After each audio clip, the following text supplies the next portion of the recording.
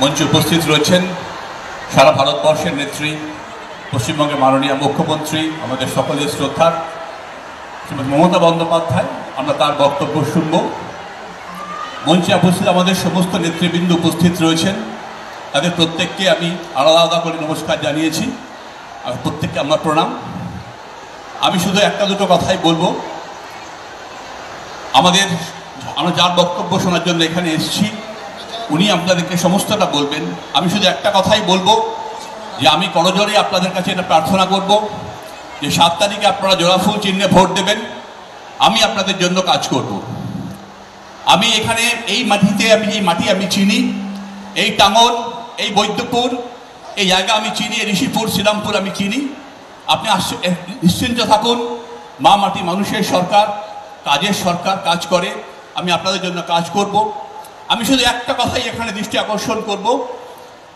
আমি যখন গত কয়েকদিনে প্রায় 7 দিন ধরে বিভিন্ন গ্রামে মাঠে বসে কথা বলেছি, আমাকে একাধিক মা বোনেরা বলেছেন যে আমাদের এখানে যে লম্বা বাংলাদেশ সীমান্ত আছে, সেখানে যে যারা বাহিনী ডিপ্লয় করা আছে, তারা প্রত্যেকটা ভোটের সময় আমাদের কিছু সমস্যার উদ্রেক করে।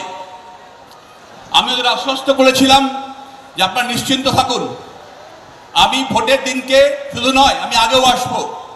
তারপরে আমি সব জায়গায় গিয়েছিলাম। আপনারা জানেন, যেখানে যেখানে সীমান্তে আমাদের লোকেদের সামান্য সমস্যা হয়েছে, বৈদ্যপুর হোক, ঋষিপুর হোক, শ্রীরামপুর হোক, আইও হোক, জগদলা হোক, সব জায়গাতে আমি গেছি।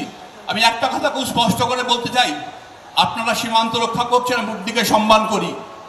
এমন কিচ্ছু করবেন না যেন সীমান্তে প্রত্যেকবার ওই সীমান্ত সংলগ্ন 71-72টা বুথে যেন আমাদের যারা কর্মী সমর্থক আছেন তারা যেন কোনোভাবে ভয় দেখাবেন না। ভোট নির্ভয় হোক, অবাধে হোক, মানুষ শান্তিপূর্ণভাবে ভোট দিক। আমরা নিশ্চিতভাবে জিতব মানুষের সমর্থনে। মা মাটি মানুষের সরকারের পাশে মানুষ রয়েছে।